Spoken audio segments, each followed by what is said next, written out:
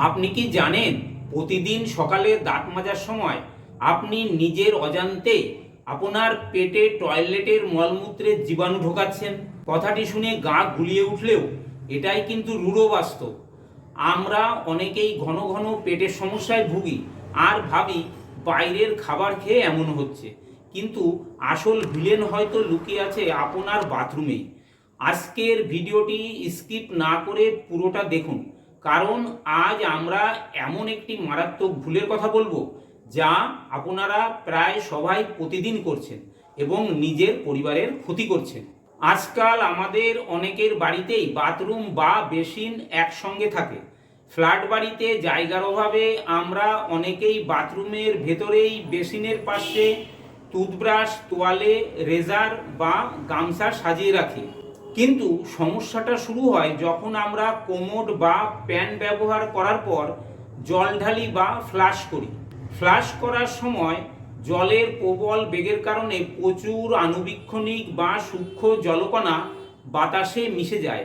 একে বিজ্ঞানের ভাষায় বলা হয় টয়লেট প্লুম। এই জলকণাগুলোর মধ্যে মলমূত্রের ক্ষতিকর জীবাণু এবং ব্যাকটেরিয়া ভর্তি থাকে। আমরা খালি চোখে এগুলো দেখতে পাই না, কিন্তু এই জীবাণুযুক্ত জলকণাগুলো বাতাসে ভেসে গিয়ে সোজা বসে আপনার ওই খোলা রাখা টুথব্রাশ, তোয়ালে বা রেজারের উপর। আর তারপর সেই ব্রাশ দিয়ে আপনি দাঁত মাজছেন বা সেই তোয়ালে দিয়ে মুখ মুছছেন।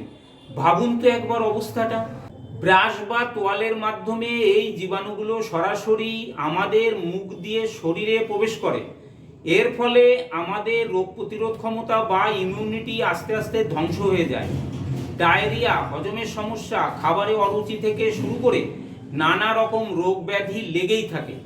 এছাড়াও বাথরুম স্যাঁতসেঁতে হওয়ার কারণে খোলা রাখা ভেজা ব্রাশে রাতের বেলা আরশোলা, টিকটিকি বা মাকড়সাও মুখ দিতে পারে, যা আরও বেশি ভয়ঙ্কর।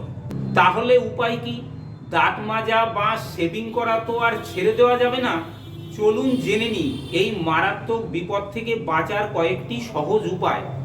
প্রথমত, চেষ্টা করুন টুথব্রাশ, তোয়ালে, রেজার এগুলো বাথরুমের বাইরে কোনো শুকনো ও পরিষ্কার জায়গায় রাখতে। দ্বিতীয়ত, যদি জায়গা না থাকে এবং বাথরুমের ভেতরে রাখতেই হয়, তবে সেগুলো অবশ্যই কোনো ঢাকা দেওয়া বক্স বা ক্যাবিনেটের ভেতরে রাখুন। টুথব্রাশে ক্যাপ বা কভার ব্যবহার করতে পারেন যাতে জীবাণু সরাসরি না লাগে।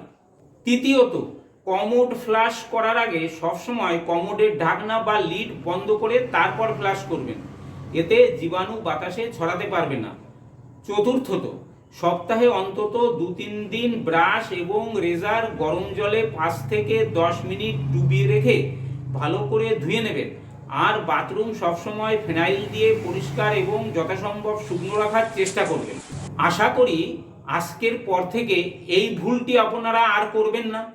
এবার কমেন্ট বক্সে সত্যি করে বলুন তো, আপনাদের মধ্যে কার কার ব্রাশ বাথরুমের মধ্যে খোলা অবস্থায় থাকে আর কারা নিয়ম মেরে বাইরে রাখেন।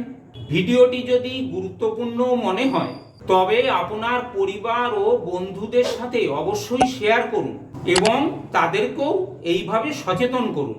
স্বাস্থ্য বিষয়ক এমন আরও দরকারি ভিডিও পেতে আমাদের চ্যানেলটি সাবস্ক্রাইব করে পাশে থাকা বেল আইকনটি প্রেস করে দিন। সুস্থ থাকুন, ভালো থাকুন। আবার দেখা হবে পরের কোনো খুব প্রয়োজনীয় ভিডিওতে।